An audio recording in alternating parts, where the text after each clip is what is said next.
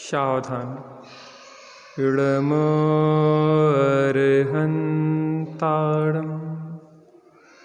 इडमो सिद्धाडम् इडमोऽयरीयाडम् इडमोऽच्छायाडम् इडमोलोये सबसाहुडम् जीवमजीवं दवं जिणवरवसहेण जैणे दिठं देविन्दविन्दवन्दं वन्दे तं सर्वदा शिरसा। आत्मज्ञान ही ज्ञान है, शेष सभी अज्ञान। आत्म शांति का मूल है, वीतराग विज्ञान। मंगलम भगवान वीरो मंगलम गौतमो गणी मंगलम कुंद कुंदाद्यो जैन धर्मोस्तु मंगलम। सर्वमंगल मांगल्यम सर्वकल्याणकारकम प्रधानम सर्वधर्माणां जैनम जयतु शासनम्।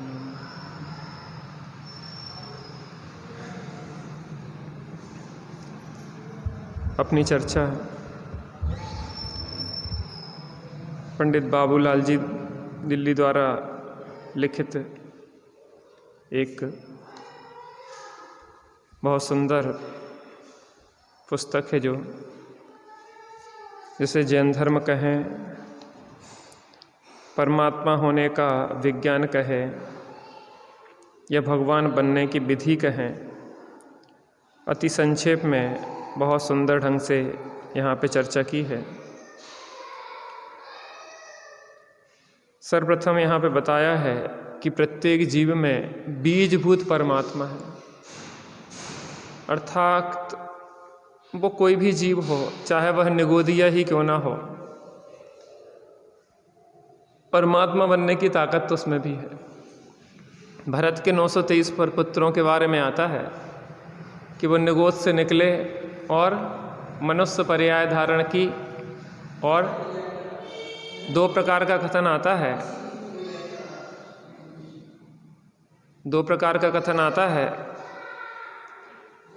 एक तरफ से कथन तो यह आता है, ये चौकी रख लो ना, एक चौकी, तो बार बार भाई सबको भी नहीं उठना पड़ेगा, उस पर पुस्तकें रख लो। हाँ, अच्छे से कर लो ना, और भी पुस्तकें रख लो वहाँ पे, बार बार डिस्टरबेंस नहीं होगा। तो दो प्रकार से चर्चा आती है। एक तो यह आती है कि एक गिजारी की पर्याय उन 923 पुत्रों ने रखी, और दूसरी विवेक्षा यह आती है कि नित्य निगोध माहिते करते नर पर्याय लही सुखदानी समकित लह अंतर मुहूर्त में।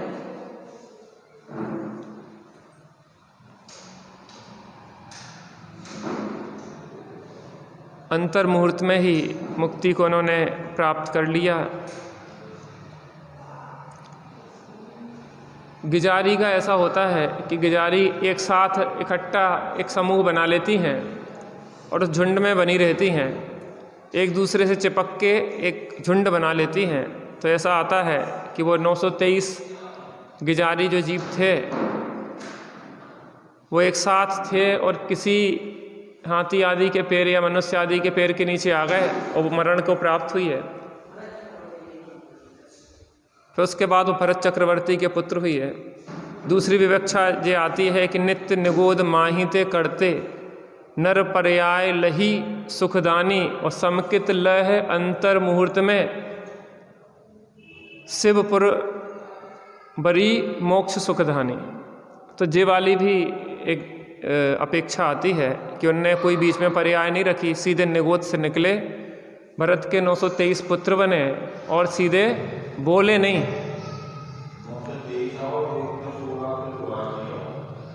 बहुत हो सकता है। देखो, जो सत्य है वो भगवान जाने, लेकिन 923 हो या 1684 हो गए हैं लेकिन मोक्ष।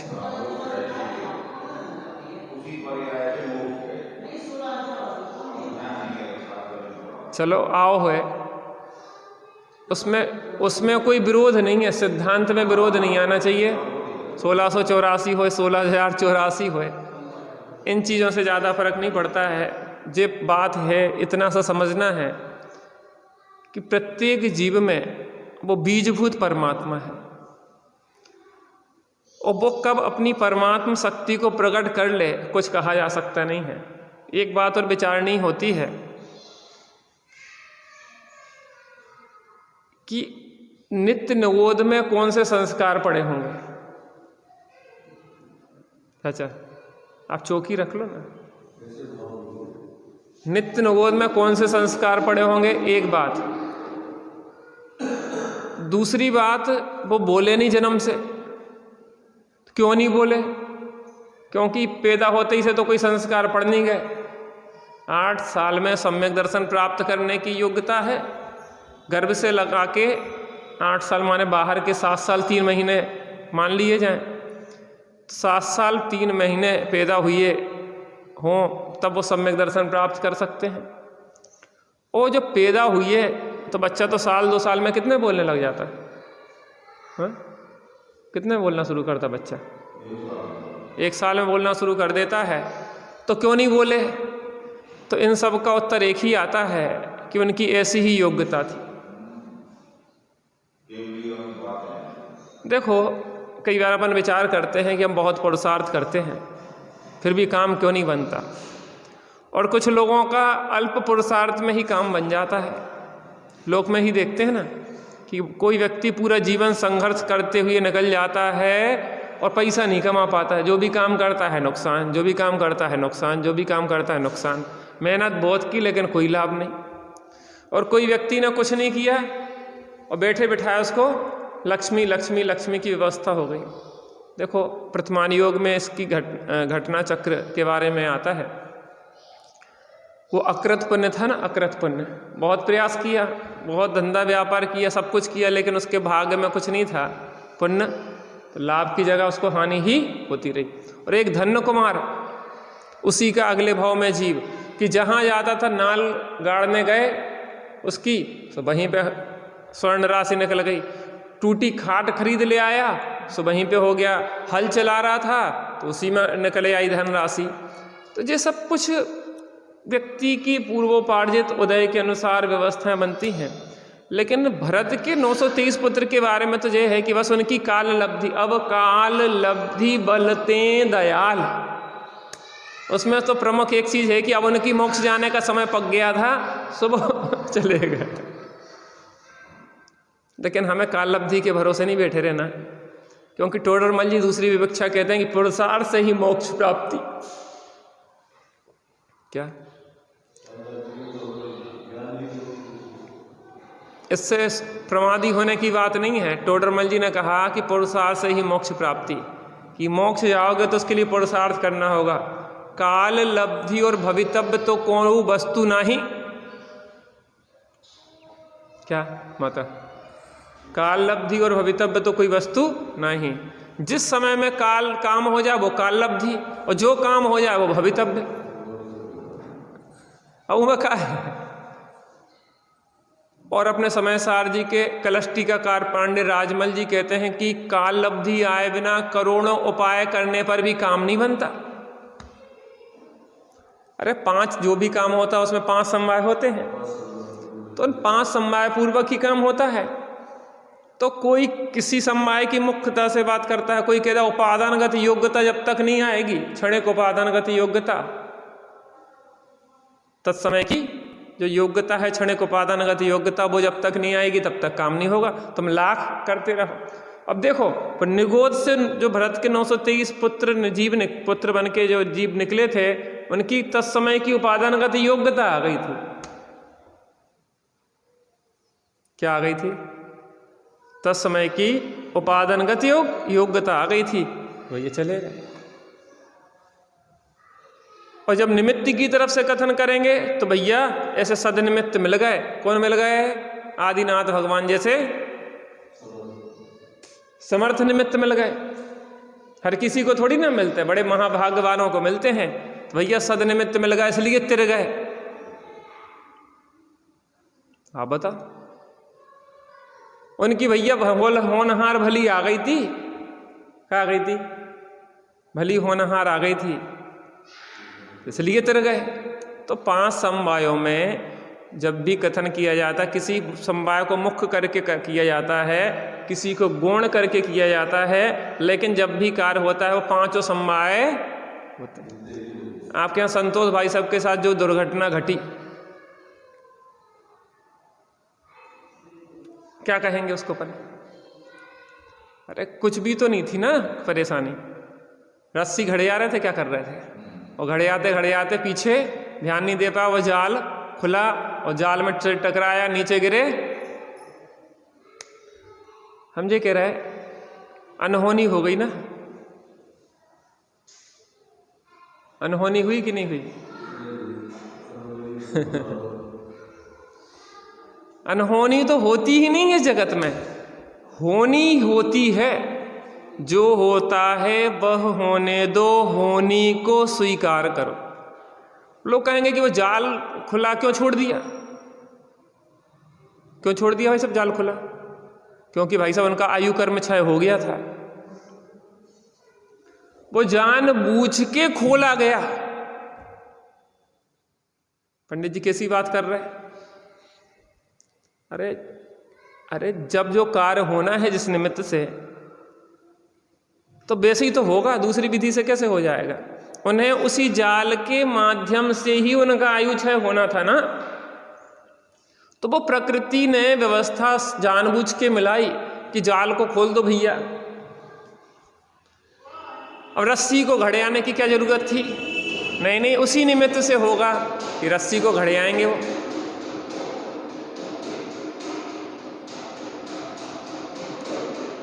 अब पीछे तो देखना चाहिए था कम से कम कि भैया जाल खुला तो नहीं है।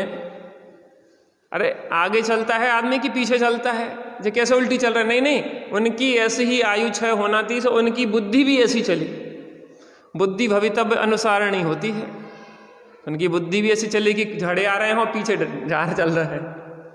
आप विचार करो, अगर इस तरीके से विचार करेंगे तो कोई भी समस्या नहीं होगी।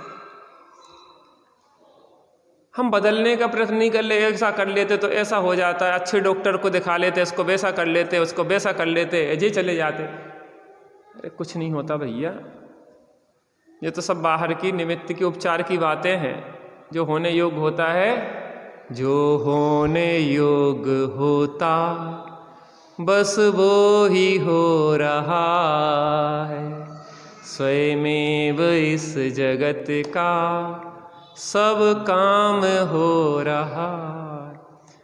तो सब जीवों में बीजभूत परमात्मा तो है, लेकिन कब किस बीज में वृक्ष बनने की तत्समय की योग्यता है वो भी निश्चित है। भरत के 923 पुत्र जीव जो निकले, उनके पुत्र बने और वो चले गए, उनमें उनकी योग्यता, उनका नंबर आ गया तो वे चले गए। अब लेकिन इसके बाद भी क्या होता है? परमात्मा होने की सामर्थ्य होते हुए भी यह जीव वर्तमान में उस परमात्मा पने की सामर्थ्य को पहचान नहीं रहा। चाचा क्या को नहीं पहचान रहा? अरे हम सब में परमात्मा होने की सामर्थ्य है ना, लेकिन हम क्या नहीं पहचान रहे? अपनी उस परमात्मा पने की सामर्थ्य को भूले हुए हैं। तो वर्तमान में उस परमात्म पने की सामर्थ्य को न पहचानने के कारण जीव क्या है? दुखी है। क्या है? अरे कोई राजा का पुत्र होए, उसको पता नहीं हो कि हम राजा के पुत्र हैं, और वो दर दर में भीख मांगता रहे, तो कौन उसको सुखी कर दे? तो क्या कह रहे हैं कि वर्तमान में यह जीव दुखी है। पेज नंबर 5 सबसे नीचे का पैराग्राफ पढ़ेंगे।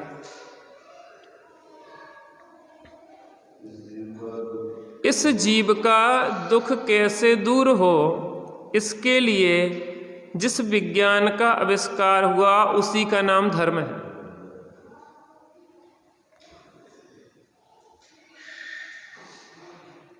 कौन सा विज्ञान? धर्म विज्ञान। पुस्तक उठा के पीछे दे देना, ये पुस्तक एक पीछे दे दो।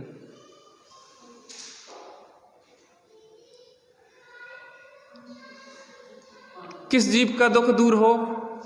इस जीव का दुख कैसे दूर हो, इसके लिए जिस विज्ञान का आविष्कार किया गया है। देखो, दो प्रकार की विज्ञान है, एक लौकिक विज्ञान है, एक वीतराग विज्ञान है। तो धर्म क्या है? वो वीतराग विज्ञान है। क्या के लिए है? कि इस जीव का दुख कैसे दूर हो।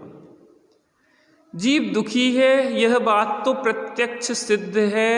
हम सभी का अनुभव इस बात का एहसास दिला रहा है कि हम दुखी हैं। चाचा, अपन दुखी की सुखी?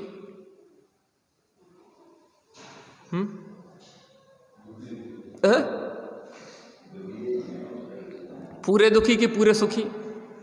नहीं, पूरे दुखी के कुछ दुखी हैं? 100% दुखी हैं कि 90% दुखी हैं? चाचा अच्छू तो बोलो। हाँ, आपसे कह रहे हैं, आप बताओ।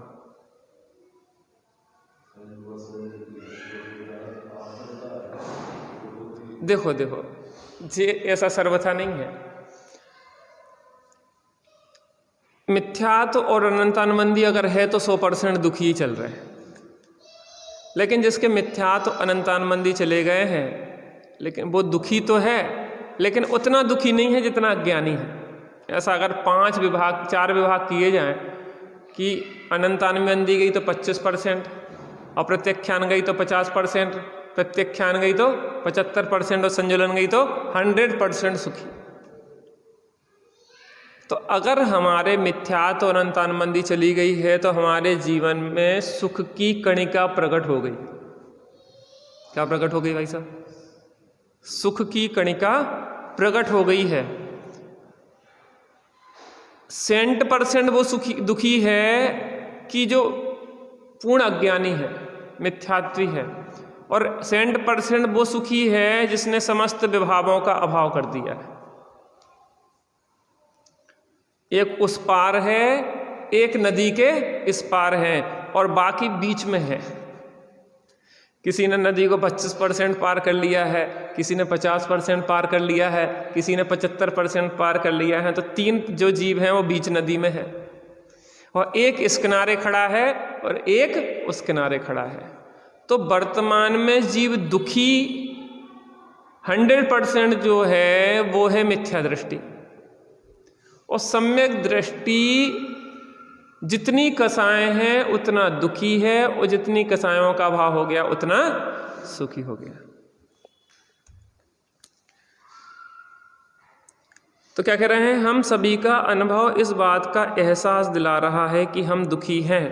हम दुखी क्यों हैं और उस दुख को दूर करने का क्या उपाय है, इन बातों पर विचार करना है।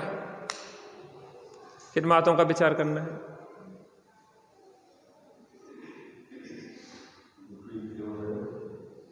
हम दुखी क्यों हैं और उस दुख को दूर करने का क्या उपाय है। देखो, हम एक प्रयोग कर रहे हैं आजकल, जो स्लेट रखते हैं हम, और जो भी विकल्प आते हैं उस विकल्प के लिए समाधान खोजते हैं उस पर लिख के। इस पे अलग अलग प्रकार के जो भी, देखो चिंतन तो चल ही रहा है, और व्यक्ति को विचार जो चलते रहते हैं, तो उसका समाधान नहीं मिले तो वो परेशान रहता है। तो आपकी जो भी समस्या है आप मन मन में विचार करके सुलझाना चाहो तो नहीं सुलझती, उसको तो सामने लिखना पड़ते कि वर्तमान में हमारी समस्या क्या है।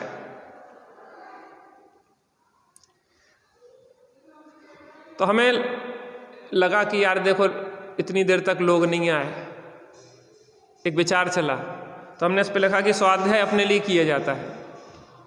तो हमारी समस्या का समाधान हो गया कि नहीं हो गया। जब भी दूसरे की तरफ विचार चले जाए तो फिर अपने को अपनी तरफ खींचना है कि क्योंकि बाहर देखोगे तो समस्याएं हैं, क्योंकि परद्रव्य का परमाणु स्वतंत्र स्वाधीन है, तुम्हारा नहीं चल सकता। तो जैसे ही हमने जो पॉइंट लिखा उसके बाद हमारा उस संबंधी विकल्प टूट गया, फिर हमारा विचार चलने लगा विषय के संबंध में कि क्या विषय चल रहा था। अपना विचार तो अपने लिए स्वाध्याय करना, तो क्या क्या विषय चला। तो फिर हमने लिखा कि बीजभूत परमात्मा सभी आत्मा में है, जो भी विषय पढ़ के आए थे। फिर दूसरा लिखा कि वर्तमान में फिर भी जीव दुखी है। तीसरा पॉइंट लिखा दुख का कारण जीव का राग द्वेष है, जो भी चैप्टर चलेगा। देखो इस तरीके से अपने चिंतन को बदलने के बहुत तरीके होते हैं और लिखना उसमें सबसे अच्छा उपाय है। जैसे हमें कोई विचार चल रहा है तो हम चित्र बना लेते हैं, और जे स्लेट ऐसी है कि इसको एक बटन दबाओ हट गया उसमें से, फिर लिख लो। ये डिजिटल स्लेट आ गई है आजकल।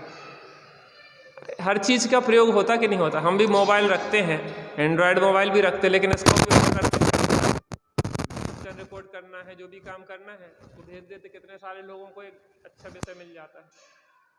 अरे आचार्य अगर ये ग्रंथ ना लिखते तो हमारे पास तक कैसे पहुंचता। त्यागी जी का जो उद्बोधन होता है वो उद्बोधन लोगों कितने लोग इंतजार करते रहते हैं। तो हमें ये लगता है त्यागी साहब तो बार बार मना करते कि तुम छोड़ो तो ये झंझट है। हमने कि ठीक है चलने दो, फिर कहते लाइव बंद कर दो, इसमें झंझट होती, बार बार नेटवर्क आ रहा है जा रहा है। तो हमने कि चलो रिकॉर्डिंग करके वीडियो बना के डाल दिया करेंगे। सही बताएं, किसी एक जीव को वो इंतजार में बैठा है कि ये बात से हम उनका जीवन बदल जाए। कोरोना काल में जब हमारे पास कोई नहीं था और हम अस्पतालों में डले हुए थे और घर परिवार से मिलने की छूट नहीं थी, तो ये लोगों के जो प्रवचन आदि पहुंचते थे वो बहुत साहस दिए रहे। अस्पतालों में अकेले डले रहते थे लोग और कोई नहीं है और तकलीफ पीड़ा में है, उस समय जो प्रवचन लगा लिए, मोबाइल चला दिया, सुनते रहते थे। बहुत सहारा था लोगों को। तो हर चीज का दुरुपयोग भी है और सदुपयोग भी है। हमें करना क्या है कि जो भी विपरीत विचार आ रहे हैं सम्यक विचारों से उनका निरसन करना है। सूरत भवन नए दीपक नए चक्र है, देवसेन स्वामी का है शायद, तो उसमें उन्होंने कहा कि मिथ्या विचारों का निरसन सम्यक विचारों से करो।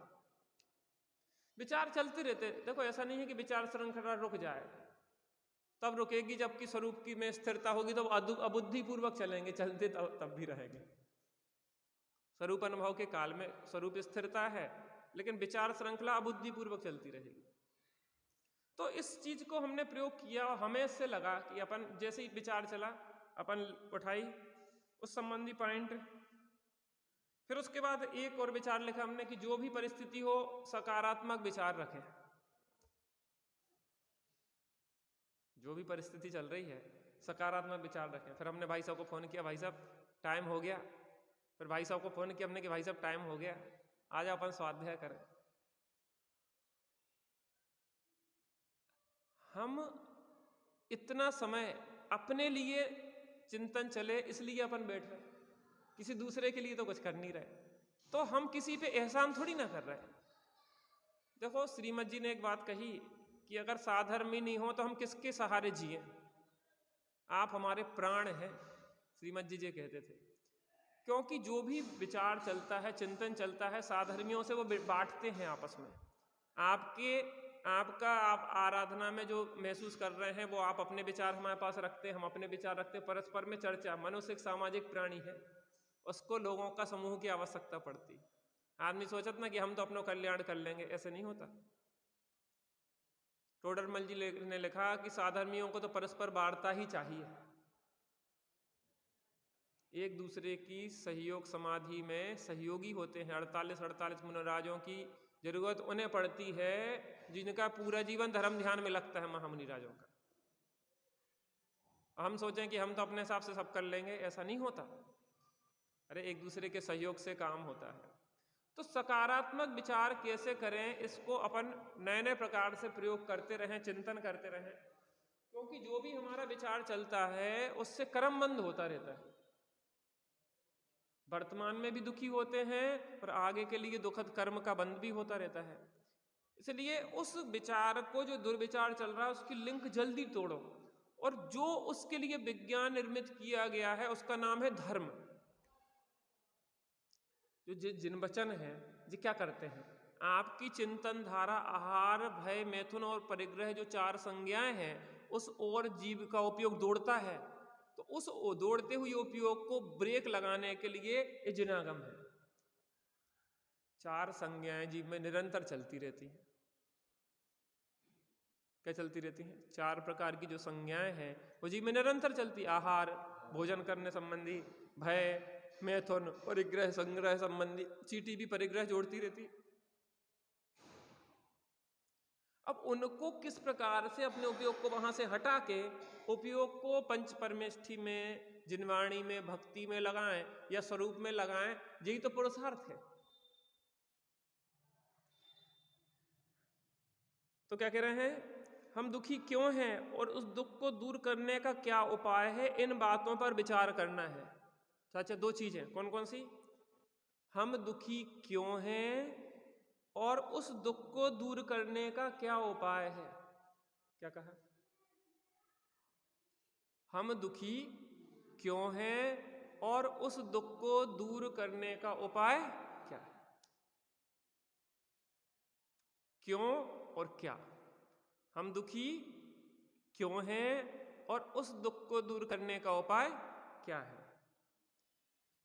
इन बातों पर विचार करना है। उसके लिए यह समझना जरूरी है कि दुख और दुख का कारण और सुख का कारण क्या है। चाचा, दुख दुख का कारण, सुख का कारण। हम वर्तमान में दुखी हैं तो दुख है, दुख का कारण क्या है। हमें सुखी होना है तो सुख क्या है और सुख का कारण क्या है। अब देखते हैं। अच्छा पढ़ो ऊपर, दुख का कारण।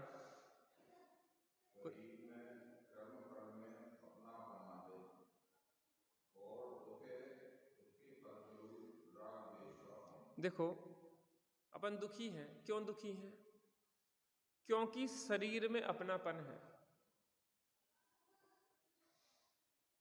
मैं कौन, मैं जो शरीर। अब शरीर में कुछ भी होता है तो क्या होता है, उस कारण से राग द्वेष होते हैं। मोह, राग, रुस दुख की खान। दुख का खान क्या है, मोह, राग और द्वेष। निज को निज, पर को पर जान, फिर दुख का नहीं लेस निशान या निदान। कोई कारण नहीं रहता है। तो दुखी क्यों है, क्योंकि शरीर में अपनापन कर रहे हैं। दुखी क्यों है, क्योंकि कर्म फल में अपनापन कर रहे हैं। देखो जो भी हमें सामग्री प्राप्त हुई है, शरीर प्राप्त हुआ है, जो भी परिकर प्राप्त हुआ है, जो भी प्राप्त हुआ है वह कर्म फल है। आपको ऐसा शरीर क्यों मिला, क्योंकि आपका नाम कर्म का ऐसा ही उदय था। आपको ऐसी आवाज क्यों मिली, क्योंकि आपके नाम कर्म की ऐसी ही व्यवस्था थी। ये वाला खिड़की लगा देना, थोड़ी सी आवाज कम हो जाएगी। हाँ लगा लो, तो लगा लेंगे। ये जनरेटर इस समय क्यों चला, क्योंकि हमारे अंतराय कर्म का ऐसा ही उदय था। मैं सब जगह लगाओ ना ऐसा। अभी क्यों चला, क्योंकि अंतराय कर्म का उदय था। जो भी व्यवस्थाएं मिलती हैं वो हमारे ही पूर्वोपार्जित कर्म के उदय से मिलती हैं। तो शरीर में अपनापन है और काय में अपनापन है, कर्म फल में। कर्म के फल में जो भी चीज प्राप्त हुई है उसमें अपनापन है, और दुख है उसके फलस्वरूप राग द्वेष का होना। देखो, शरीर की अनुकूल अवस्थाएं हुई तो राग, बाहर की संयोग सामग्री अनुकूल हुई तो राग, शरीर प्रतिकूल हुआ तो द्वेष, बाहर की संयोग सामग्री प्रतिकूल हुई तो द्वेष।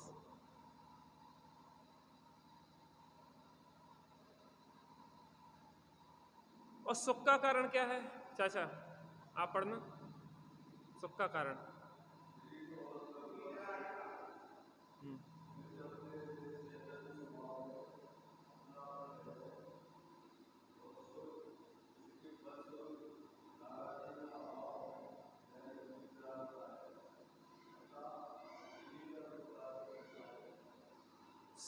अभी अपने देखा दुख का कारण, अब सुख का कारण देखो। अंतराय कर्म इतनी देर का था, वो अंतराय कर्म दूर हुआ तो बंद हो गया, और फिर अंतराय कर्म खड़ा हो जाएगा तो फिर चालू हो जाएगा। ये सब उदयों की बदलती हुई स्थितियां हैं, साता असाता, सुख दुख, अनुकूलताएं प्रतिकूलताएं। लेकिन धर्म ये है कि इन सब चीजों में सहज रहना सीखें, ना साता के उदय में हर्षित हो, ना असाता के उदय में विषाद युक्त। सुख में होकर मग्न न फूले, दुख में कभी। धर्म क्या है चाचा जी बताओ? यही तो अभ्यास है, सुख में होकर मग्न ना फूले, दुख में कभी ना। सहजता, किसी समय भी रहें अडोल अकंप निरंतर, यह मन दृढ़तर। अडोल और अकंप रहे। नीचे चटाई बिछा लिया करो आप लोग, ठंड बैठती है पैरों के पंजों से, छोटी छोटी बिछाई रखो तो उसको अच्छा रहता है। पैर के नीचे बिछा के रहना चाहिए, ठंड का मौसम जो फर्श ठंड आते हैं। देखो भैया, शरीर साथ में लगा है, अपना भले ना हो, लेकिन देखो अपनी चीज की व्यक्ति को फिक्र उतनी नहीं होती, दूसरे की चीज की ज्यादा फिक्र होती। आप दूसरे के कपड़ा पहन के आओ तो आप बहुत सजगता से रहोगे, गंदा ना हो जाए, फट नहीं जाए, ऐसा ना हो जाए, वैसा ना हो जाए। और खुद के कपड़े हों तो लापरवाही भी कर दो। ऐसे ही जी अपने को कर्म के उदय से प्राप्त हुई व्यवस्था। कबीरदास जी कहते हैं, बड़े जतन से ओढ़ी चनरिया, और ज्यों की त्यों धर दीनी चनरिया।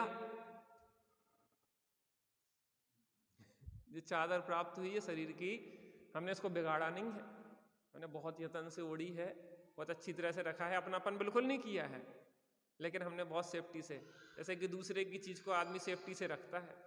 आपके पास साड़ी, कहीं फंक्शन में जाना हो, दूसरे की साड़ी पहन के जाओ तो क्या है भैया, गंदी ना हो जाए, दाग ना लग जाए, ऐसा ना हो जाए, अपनी हो तो सब चल जाए भैया, कि तुम गंदी जगह ना बैठो, दूसरे को है भैया, दूसरे को है भैया।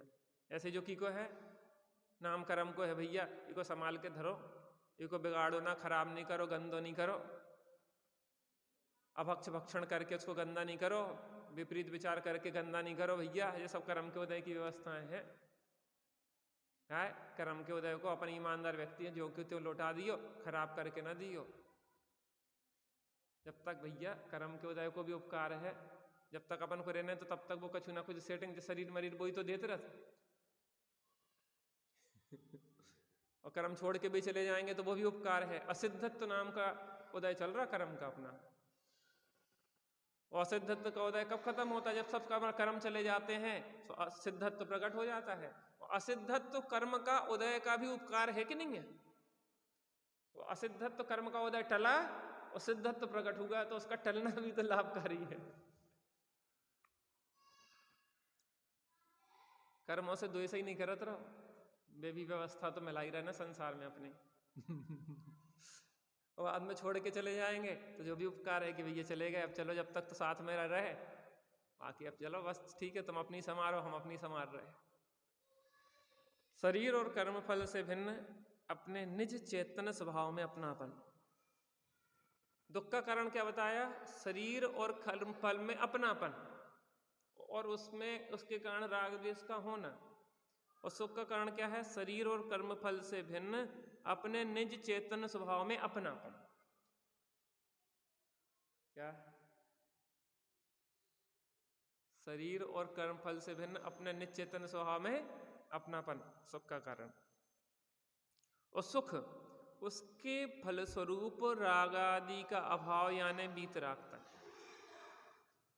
देखो, राग दुख का कारण था शरीर में और कर्मफल में अपनापन, और दुख क्या था? उसके फलस्वरूप राग द्वेष का होना। शरीर और कर्मफल में अपनापन किया तो उसमें क्या हुआ? इष्ट अनिष्ट की कल्पना हुई, उससे क्या हुआ?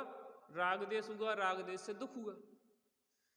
सुख का कारण क्या है? शरीर और कर्म फल से भिन्न अपने निज चैतन्य में अपनापन, और उससे क्या हुआ? सुख। सुख उसके फलस्वरूप राग आदि का अभाव यानी वीतरागता। जब अपने में अपनापन किया, इष्ट अनिष्ट की कल्पनाएं नहीं की, राग द्वेष नहीं किया, तो क्या प्रकट हुआ? वीतरागता प्रकट हुई। अतः अब इन्हीं का विस्तार से विचार करते हैं। किसका विस्तार से विचार करते हैं? दुख, दुख का कारण, सुख और सुख का कारण। बहुत सुंदर चर्चा है। बहुत संक्षिप्त में सुखी होने की विधि यहां पे बताई है। देखो, छेड़हाला ग्रंथ ना, छेड़हाला ग्रंथ बहुत सारे ग्रंथों का सार छेड़हाला है। देखो, समय सार एक अलग दृष्टिकोण का ग्रंथ है। समय सार दृष्टि के विषय की मुख्यता से लिया हुआ ग्रंथ है, तो समय सार से भी तुलना नहीं हो सकती छेड़हाला की। यद्यपि समय सार महाउत्कृष्ट है, हम वो नहीं कहना चाह रहे, लेकिन विषय की सर्वांगीणता जितनी छेड़हाला में है, समय सार में उतनी सर्वांगीणता नहीं है। यद्यपि अध्यात्म का सर्वोत्कृष्ट ग्रंथ है, आचार्य कुंद कुंद देव का अमृत है, लेकिन उसमें जो बात है वो दृष्टि की मुख्यता से कही गई हुई है, और वो उस व्यक्ति के लिए कार्यकारी विशेष है जिसका खुद का कुछ स्वाध्याय की गहराई हो, जिसने कुछ पहले से तैयारी की हो, उसको समझ में आएगी। जन सामान्य को उसकी विवेक्षाएं समझना आसान नहीं है। बात समझ में आती ना? लेकिन छेड़ाला तो छोटे से बच्चे को भी पढ़ाई जाती है। और हमें जो बताओ, समय सार तो द्रव्यान योग का ग्रंथ है, लेकिन छेड़ाला में तो चारों अनुयोगों की चर्चा है।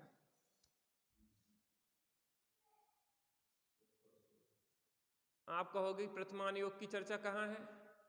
तास भ्रमण की है बहु कथा। कथा काय में होती भाई साहब? प्रथमान योग में। यहाँ पे कोई राजा रानी राम रावण की तो चर्चा है नहीं। अरे भैया, यहाँ दूसरे की नहीं है, यहाँ तुम्हारी चर्चा है। तुम्ही को सामने खड़ो कर दो कि तुम्हारी कथा कौन कौन सी है, तुम का ढक्का खा के आए हो। दूसरे की सुन सुन को तो ऐसा लगा कि भैया वह तो राम की चर्चा है, वह तो रावण की चर्चा है, वह तो उनकी चर्चा है, वह उनकी चर्चा है।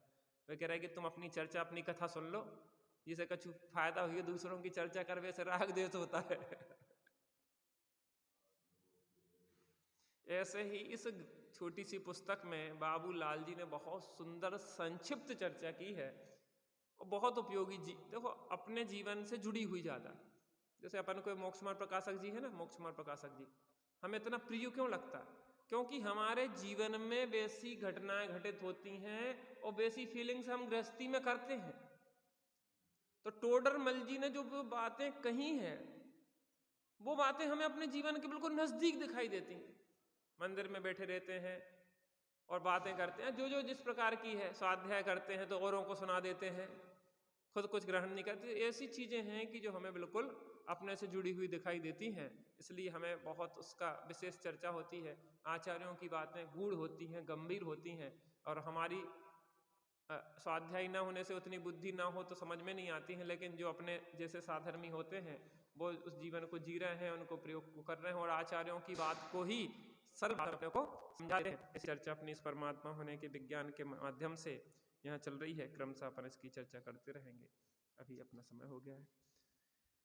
निज निधि निज में बताई, यह अनंत उपकार है, उसके लिए जिन माँ को बंदना सतवा।